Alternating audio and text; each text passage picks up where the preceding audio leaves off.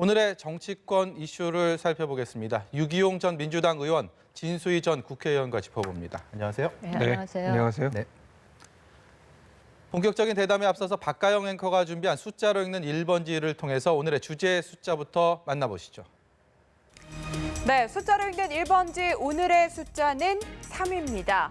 한국당과 바른미래당 비당권파 그리고 우리공화당까지 보수통합의 주축인 세 곳의 셈법이 분주해졌습니다.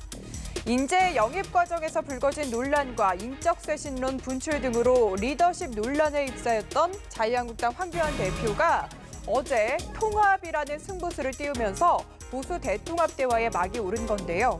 황 대표는 오늘도 모든 것을 통합에 걸어야 한다며 보수 통합을 강조하고 나섰습니다. 바른미래당 내 비당권파의 좌장인 유승민 의원 역시 신당 기획단을 출범시키며 황 대표의 제안에 화답했는데요. 하지만 탄핵 문제 등이 정리돼야 한다며 자신이 내건 보수 재건 3대 원칙을 고수하면서 탄핵을 인정하지 않는 우리공화당 측과는 함께할 수 없다고 못 박았습니다. 그렇다면 우리공화당은 어떤 입장일까요? 홍문종 공동대표 보수 통합에는 찬성하지만 진짜 보수를 가려내야 한다며 탄핵 찬성자들과 통합할 수 없다는 기존 입장에서 한치의 물러섬도 없는 상태입니다. 황교안 대표와 유승민 의원 그리고 홍문종 공동대표까지 당내 이견과 탄핵에 대한 입장 차이를 뛰어넘어 보수 통합이라는 결과를 만들어낼 수 있을지 주목됩니다. 지금까지 숫자로 읽는 1번지였습니다.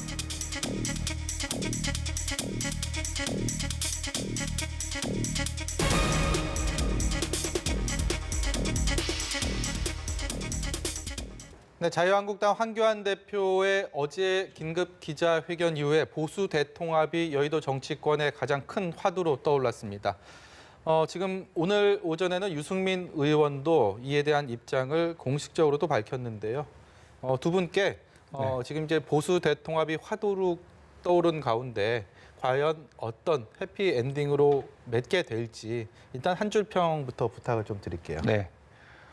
시기도 뜬금없고 방향도 없는 이상한 기자회견. 네. 저는 이렇게 말씀드리고 싶습니다. 진 의원께서는요?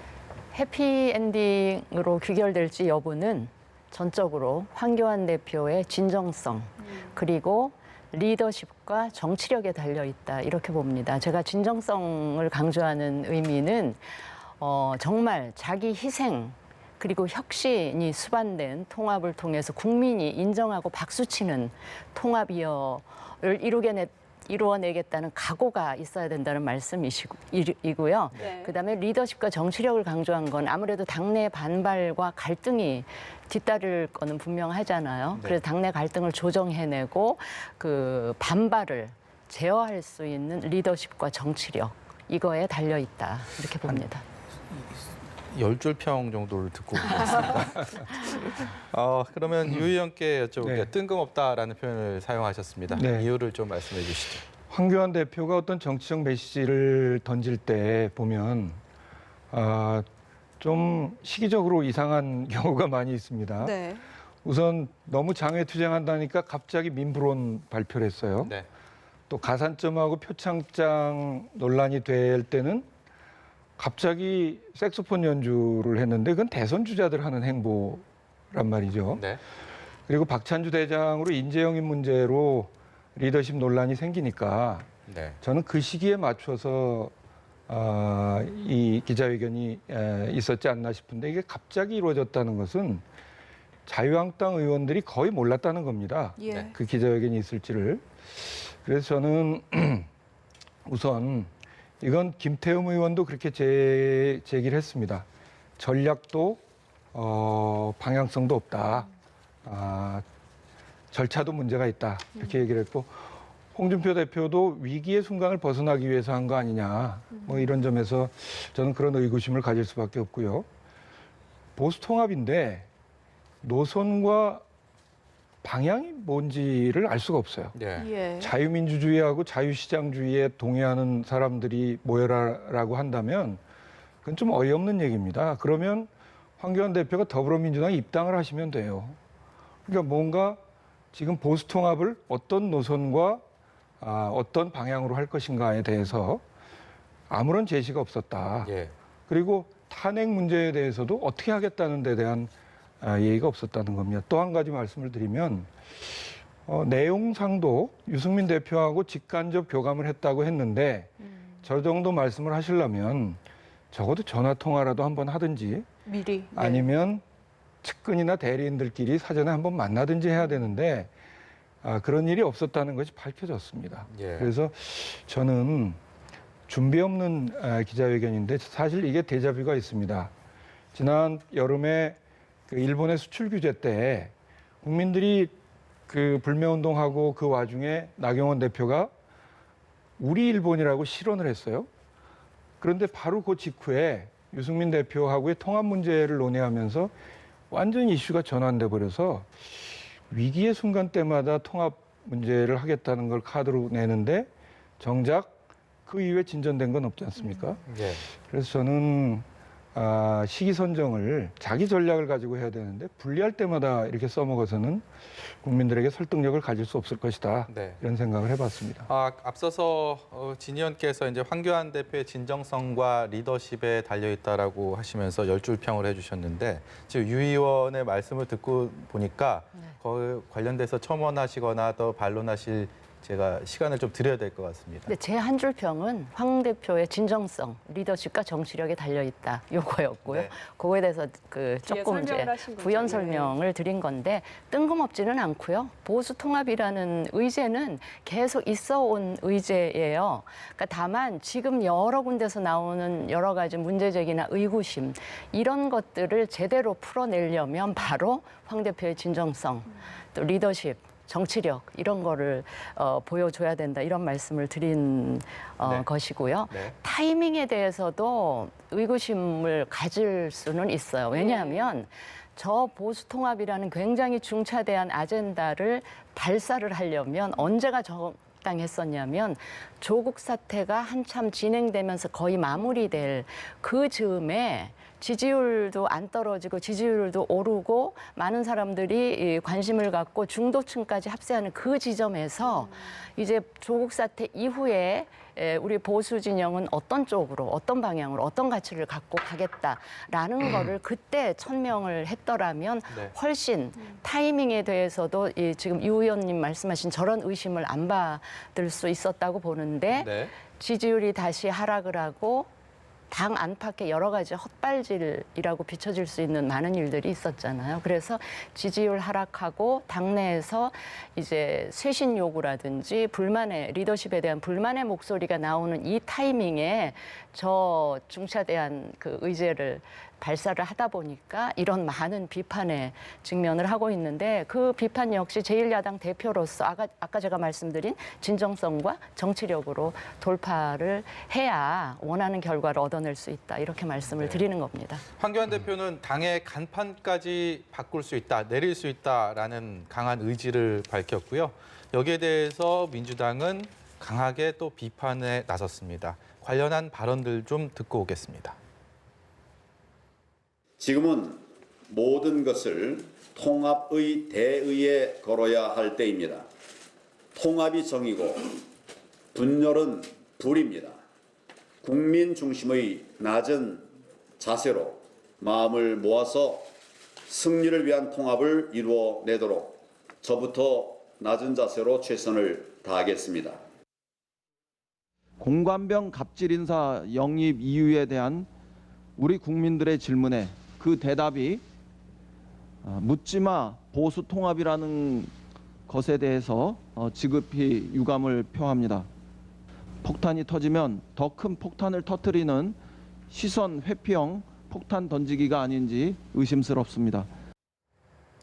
앞서 두 분이 이야기를 해주셨던 것 같습니다. 이인영 원내대표도 시선 돌리기 온 폭탄이 아닌가 이런 이야기를 했는데 네. 사실 뭐 박찬주 전 대장 영입 문제라든지 이런 게 논란이 돼서 여기 관련된 뭔가 답변이나 그런 게 긴급 기자회견에서 나올 줄 알았거든요. 네. 근데 정작 여기에 대한 이야기는 좀 없었던 것 같아요.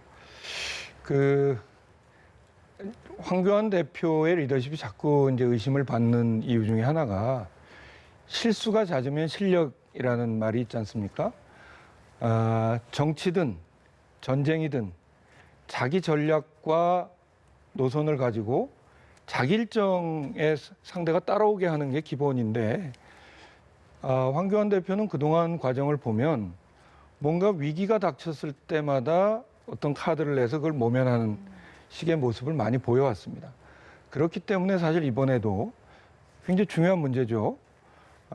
저는 좀 안타까운 것은 뭐 이제 상대가 아마 내년 총선 때 이제 상대가 될 분들이긴 한데 국민들이 자꾸 저런 식의 헛발질 예. 이런 데 대해서는 피로감을 느낄 가능성들이 크다. 그리고 과연 진정성이 있는지 아까 진 장관님이 이제 진정성이 중요하다고 말씀하셨는데 진정성이 느껴지지가 않습니다. 그런 점에서는 뭐 어제 기자회견이 갖는 효과는 제가 보기에는 굉장히 좀 제한적일 수밖에 없을 것 같다. 이렇게 생각이 됩니다. 네, 황 대표가 꺼낸 보수통합 카드가 어쨌든 시점적으로는 좀 아쉽다. 이 부분에 대해서는 두 분이 동의하시는 것 같은데 어쨌든 보수통합이 워낙 큰 화두이다 보니까 오늘 바로 유승민 의원이 화답을 했습니다. 통합을 위해서는 본인이 앞서 말했던 3가지 원칙을 지켜야 한다. 이런 이야기를 내놨는데요. 목소리 직접 듣고 오겠습니다. 그 3가지 원칙을 자유한국당에 계신 구성원들이 받아들인다는 것은 저는 굉장히 어려운 일이라는 것을 제가 그 당에 17년 동안 있었던 제가 잘 압니다. 제가 이야기한 보수 재건의 3원칙을 너무 쉽게 생각하거나 뭐 중간에 서로 말로만 속임수를 쓴다거나 이러면 이게 이루어지지가 않을 일입니다. 네, 유 의원이 말한 3대 원칙이 지금 나오고 있는데 저 3가지 중에 결국에는 탄핵의 강을 건너자, 탄핵 문제가 제일 변수가 될 것 같습니다. 근데 유 의원 기자회견 내용을 보면은 이전보다는 입장이 많이 유연해졌다 이런 생각이 들더라고요. 우선 그 말씀 제가 예. 답드리기 전에 저 아까 이인영 대표 저 말씀 들으면서 아마도 여당 입장에서는 보수가 통합되기를 바라지 않는 입장인가 봐요. 당연히 뭐 그러지 당연히 하죠. 선거 치를 때 일여 다 야로 치루어야 승산이 그렇죠. 있지. 예.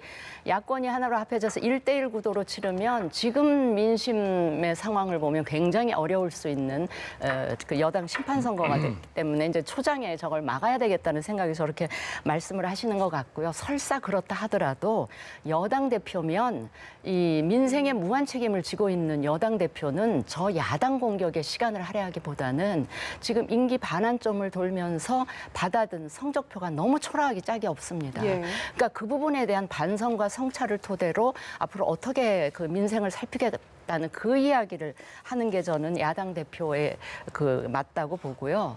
그다음에 이제 유승민 대표 오늘 말씀하신 걸 들으면서 많은 언론에서는 유 대표가 화답했다 이렇게 그렇게 평가를 표현합니다. 하더라고요. 예. 저는 그렇게 보지 않고요.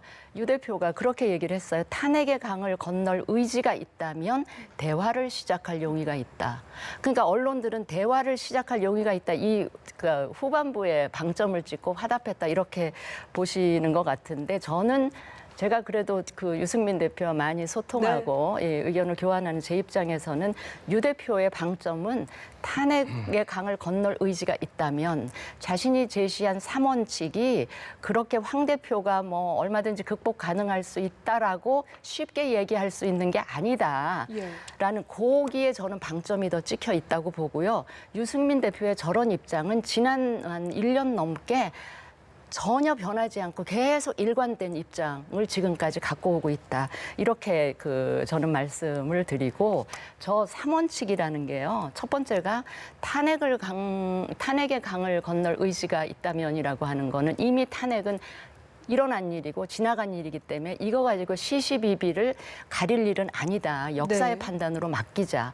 이런 원칙을 제시한 건데 탄핵에 대해서 시시비비를 가려야 된다라고 하는 우리 공화당도 보수 통합의 큰 틀에 포함시킬 수 있다. 이거는 아니다라는 말씀을 하는 거고요. 예. 그러니까 두 번째 보수 재건 이야기를 보수 재건 이야기를 하잖아요. 보수 개혁. 예. 저 얘기는 뭐냐면 기존에 지금 황교안 대표도 계속 자유 우파의 통합 이렇게 얘기를 하잖아요. 기존의 우파나 보수는 개인의 자유를 너무 중시하다 보니까 특권과 반칙 눈 감고 또 정의와 공정의 가치에 대해서 좀 둔감했었던 이걸 반드시 개혁해 내야 된다. 이 이야기를 하고 있는 거거든요. 예. 그런데 여전히 황교안 대표와 자유한국당은 자유우파라는 얘기, 자유의 가치에 방점이 찍혀 있는 이거에 대해서도 문제 제기를 하고 있는 거고요. 마지막으로 그 낡은 체제를 허물고 새로운 체제를 만들어야 된다. 이 얘기는 그 정말 밑둥에서부터 그 앙샹 레짐 이걸 다 그 부수고 새로운 집을 지어야 된다고 얘기하는데 지금 황교안 대표는 간판도 내릴 수 있다 이렇게 얘기를 하시잖아요. 저거는 단지 신장 개업하면서 그 간판만 바꾸겠다 이래 가지고는 안 된다. 메뉴도 바꾸고 네. 주방장, 홀 서빙하는 사람 다 교체할 수 있다라는 이런 그 아주 대단한 각오. 를 이야기하는 거거든요. 과연 그런 유 대표의 입장과 이 황교안 대표가 지금 생각하는 보수 통합과 어느 정도의 거리가 아직은 저는 거리가 굉장히 멀다. 그리고 유 대표가 화답했다기보다는 기존의 3원칙을 다시 한번 재천명하면서 그 조건을 강조하면서 대화를 시작할 수 있다. 이 이야기라는 거를 제가 좀 언론 쪽에 말씀을 드려야 될 것 같습니다. 예, 말씀하시죠. 네, 사실은 저도 좀 같은 생각이에요. 유연해졌다기보다는 저는 사실은 탄핵 문제보다도 그 3대 원칙 중에서 두 번째 개혁 보수라는 것이 결국 유승민 대표의 가장 중심적인 주장인 것 같다. 왜냐하면 신장 개업은 그동안 많이 해왔고 뭐 그거 이제 국민들이 거기에는 더 이상 속지 않습니다. 중요한 것은 개혁 보수로 가야 된다는 것인데 상대인 여당 입장에서 볼 때 만약에 자유한국당이 개혁 보수로 간다는 것이 사실은 가장 두려운 일이 될 수도 있다고 저는 생각해요. 네. 그래서 오히려 유승민 대표가 저도 화답했다기보다는 개혁 보수가 아니면 통합하지 않겠다.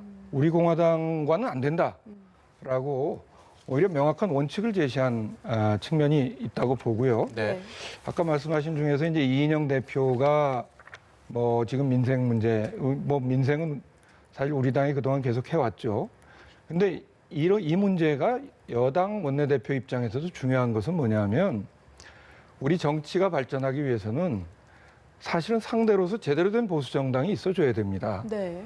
그런데 야합된 보수 세력, 좀 극우 보수 뭐 이런 쪽의 가능성이 사실은 저는 훨씬 더 많다고 생각해요. 지금 유승민 대표의 저런 입장대로라면 사실 보수 통합이 쉽지 않아 보입니다. 예. 그런 점에서 여당 원내대표 입장에서는 우리 정치권이 이렇게 가야 된다는 점에서 충분히 의견을 얘기할 수 있는 사안이다. 저는 그렇게 봅니다. 두 분 얘기를 듣고 제가 화답했다고 이해한 이유를 하나 좀 말씀을 드리자면 사실 탄핵의 강을 건너자라는 똑같은 표현을 두고 10월자에는 그 탄핵의 결과를 받아들이고 인정을 해야 통합이 가능하다는 이야기였고 오늘 기자회견에서는 탄핵의 잘잘못을 더 이상 따지지 말자라는 뉘앙스여서 이게 그래도 탄핵에 대해서는 한 발 물러선 게 아닌가라는 해석을 했습니다. 그 한 달 전에 그 모 일간지하고의 인터뷰에서 인터뷰 자세한 내용을 읽어보면 탄핵의 시시비비를 이제는 따질 일이 아니다라고 얘기를 했는데 그 정리하신 분이 헤드라인을 그렇게 뽑았군요. 그걸 그렇게 뽑아서 그렇기 때문에 그 한 달 전에 인터뷰와 지금 달라진 거 없고요. 네. 제가 유승민 대표의 그 3원칙에 관해서 한 가지만 부연 설명을 더 하자면 저 3원칙을 들여다보시면 저거는요.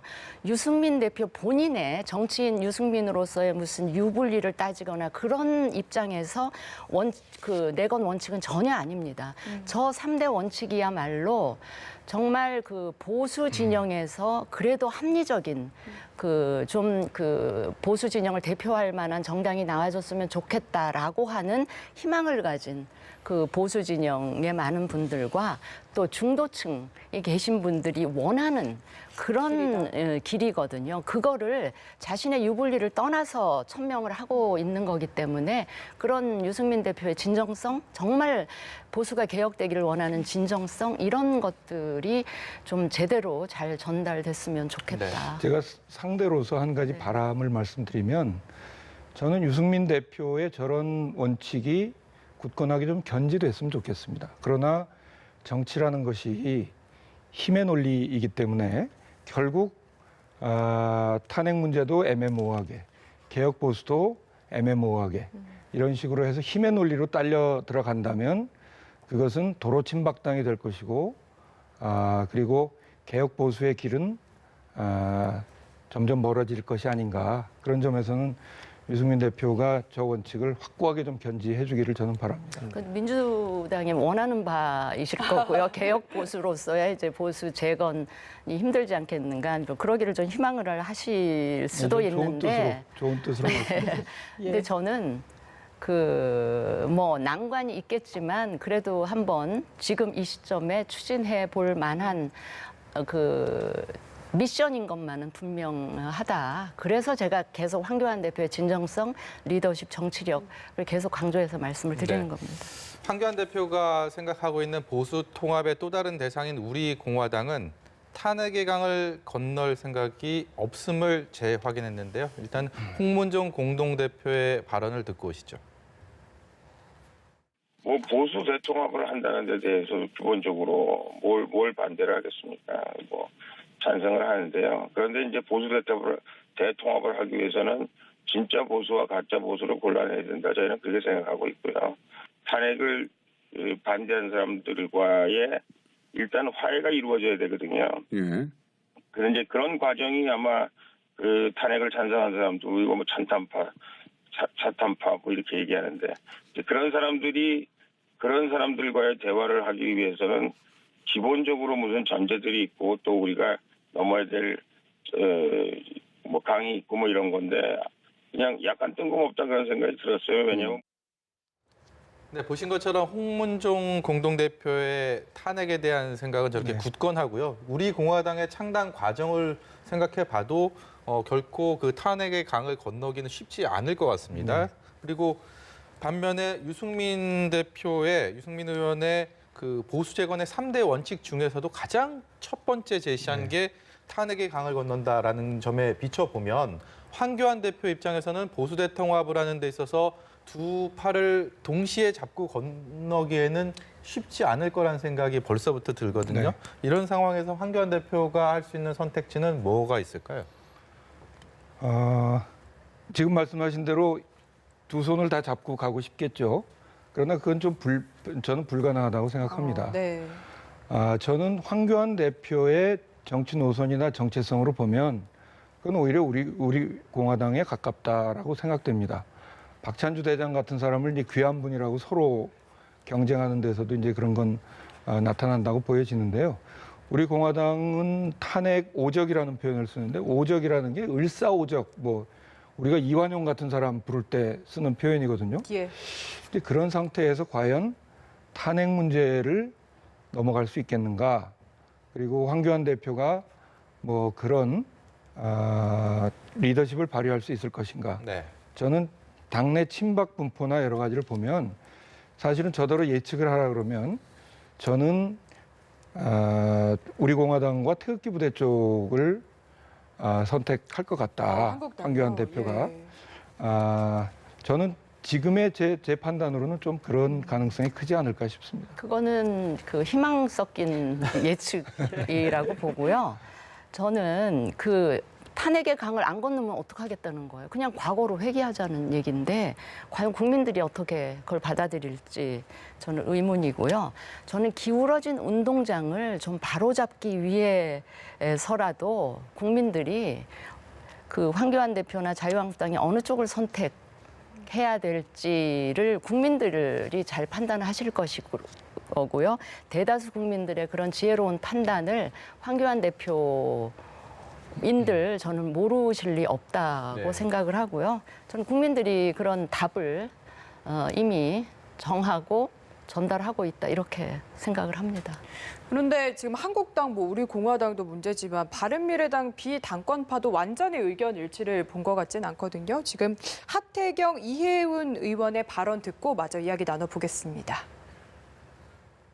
그렇게 뭉쳐봐야 네네. 맨날 지지고 싸우고 알겠습니다. 차라리 안 뭉치는 게 낫지. 알겠습니다. 참 여쭤볼 게 많은데 맨날 부부싸움 할 건데 결혼해가지고. 아쉽겠다. 저는 통합보다는 혁신이 먼저라고 보고요. 예. 혁신 없는 통합은 선거용 야합에 불과하죠. 그리고 혁신 없는 통합으로는 보수 재건도 안 되고 예. 대한민국 살리기도 공연불이잖아요.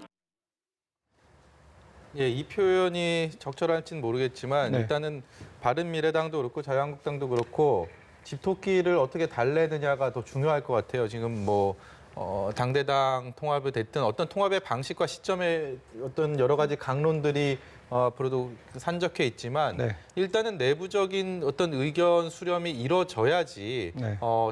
당 입장에서는 뭐 통합이든 그렇게 됐든 뭐 이런 협상에 있어서의 좀 속도를 낼 수 있지 않겠습니까? 네.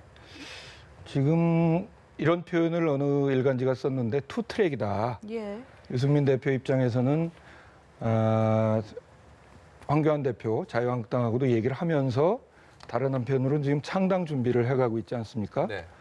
근데 아마 그 변혁 15명 내에서의 의견도 제가 보기에는 완전히 일치돼 있다고 보기는 좀 어려울 것 같아요. 예. 왜냐하면 유승민계가 8, 안철수계가 7으로 정책 입지도 다르고 방향도 좀 다를 수 있다고 보기 때문에요.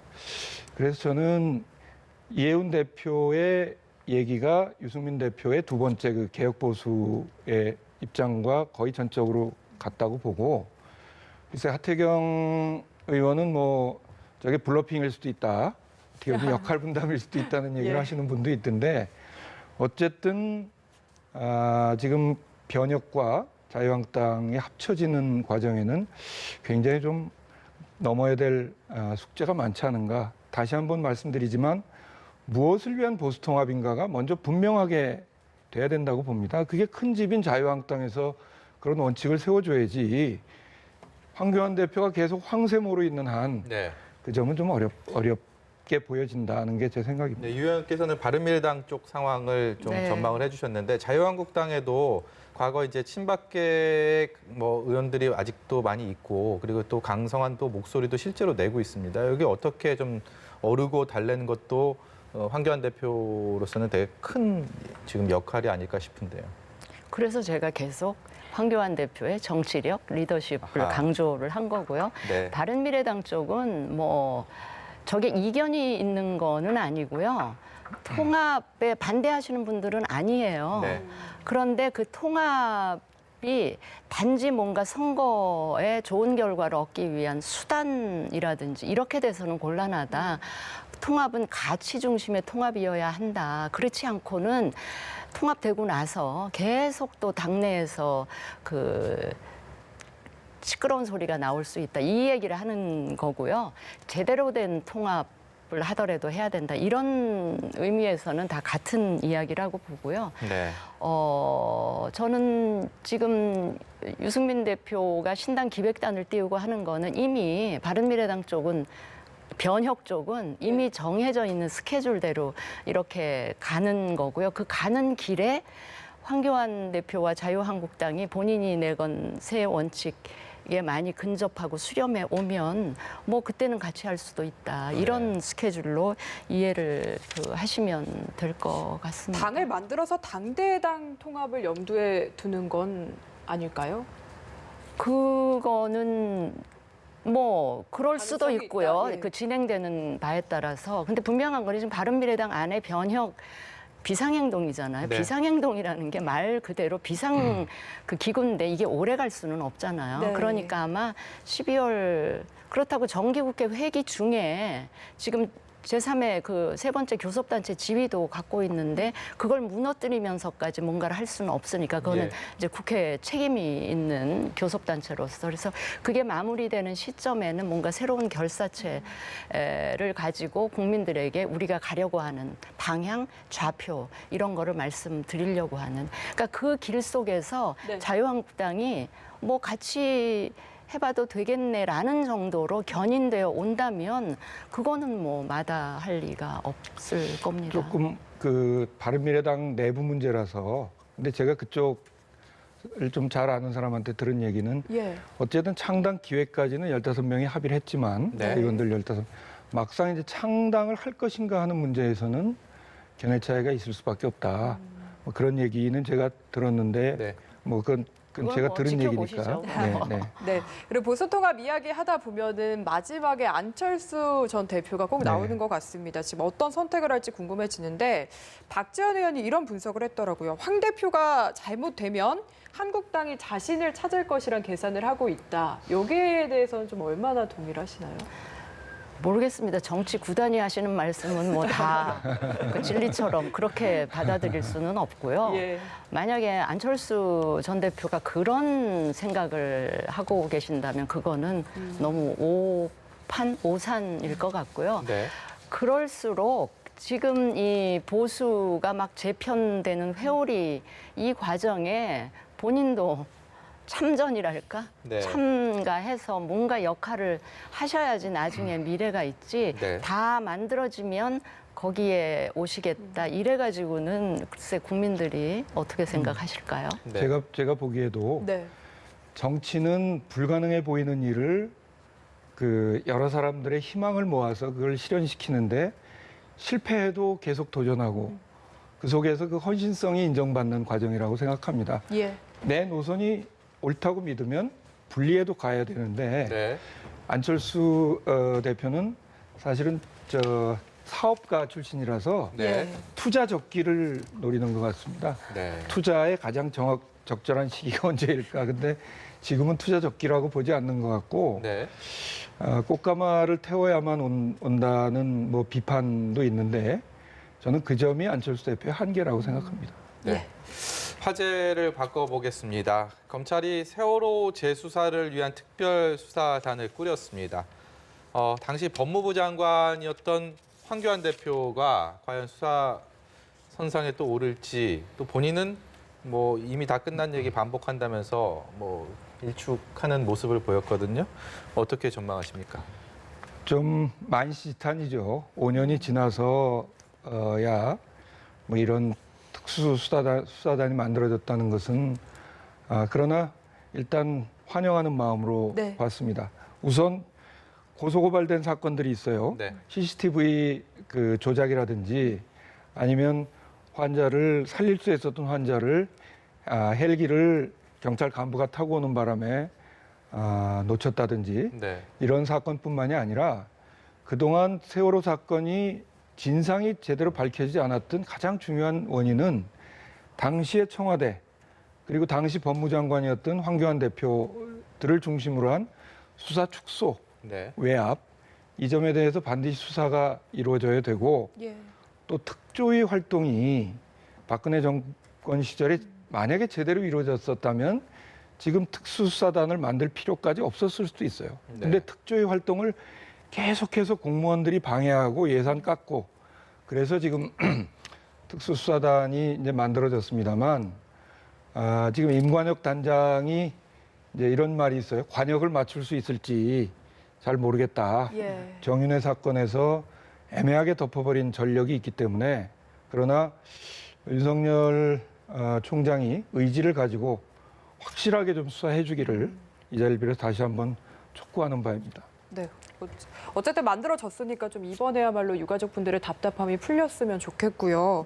그런데 검찰이 이 시점에서 재수사단을 만든 점을 두고 이 시점을 두고 해석이 좀 분분한 것 같습니다. 장관께서는 어떻게 해석하고 계신가요? 그러니까 시점을 두고 이제 조국 수사하고 균형추를 맞추기 위한 예. 수사 아니냐 뭐 이런 의혹도 제기되는 것 같은데 또 그게 하나고 또 하나는 황교안 대표를 어떻게든 뭔가를 엮어보려고 하는 그런 시도 아니냐라는 의심도 있는 것 같아요. 그래서 황교안 대표 전에 왜 계엄사, 기무사의 계엄 문건 거기도 뭐 엮으려는 시도, 그다음에 김학의, 윤중천 성접대 사건.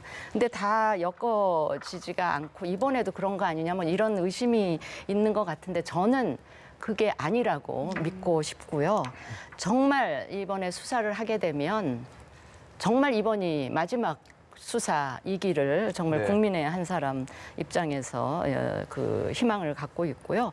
아마도 뭐 재수사를 하겠다라고 검찰이 결정을 했다면 뭐 윤석열 검찰이 결정을 한 거기 때문에 우리 윤석열 총장은 또 직접 지휘를 이게 특수부이기도 하고 직접 그 수사 지휘를 한다니까 그 윤 총장이 왜 그 얘기 하셨잖아요. 국감장에서 정무 감각이 자기는 정말 없다. 그러니까 떨어진다, 정무 감각 없는 윤석열 검찰의 수사이기 때문에 예.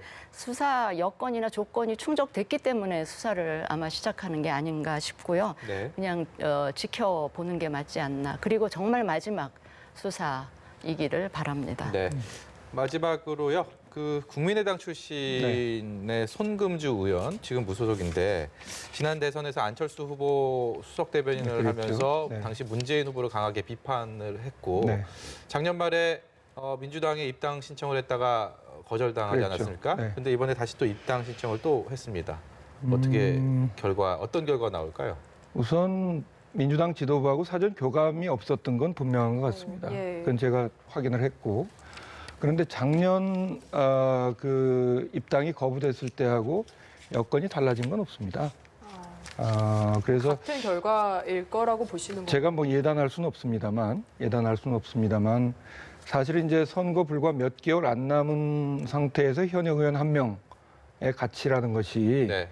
당내에서 그동안 원외에서 어려움 속에서 문재인 정부를 출범시키고 네. 지금 이끌어온 그런 당원들의 노력을 물어돌리는, 실망시키는 그런 정도의 가치를 가질 것인가에 대해서는 저도 의문이고요. 네. 그런 점에서 저는 아마 입당이 이루어지지 않을 가능성이 크다, 이렇게 예측을 합니다. 비슷하게 전망하십니까? 네, 1차 영입 시도 때보다 훨씬 더 어려워진 여건이 아닌가 싶고요. 모르죠. 또 그 패스트트랙에 올라 있는 그 법안들 처리하는 과정에서 만약에 한석이 아쉬운 이런 상황이라면 민주당이 또 어떤 그 다른 그 결론을 낼지는 모르겠으나 지금은 이미 선거 6개월 앞두고 총선 기획단도 뜨고요. 공천 뭐 방식도 다 결정되어 있는 마당에 그 지역에서 이미 뛰고 있는 민주당 당원들이나 뭐 이런 분들이 있을 거기 때문에 더 어려워진 그런 시기가 아닌가 이렇게 싶습니다. 총선 앞두고 이렇게 무소속 의원들은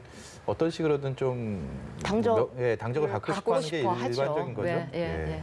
하지만 어려울 것 같다라는 두 분의 전망까지 들어봤습니다. 유기홍 전 민주당 의원, 진수희 전 국회의원과 함께했습니다. 말씀 감사합니다. 네, 감사합니다. 고맙습니다.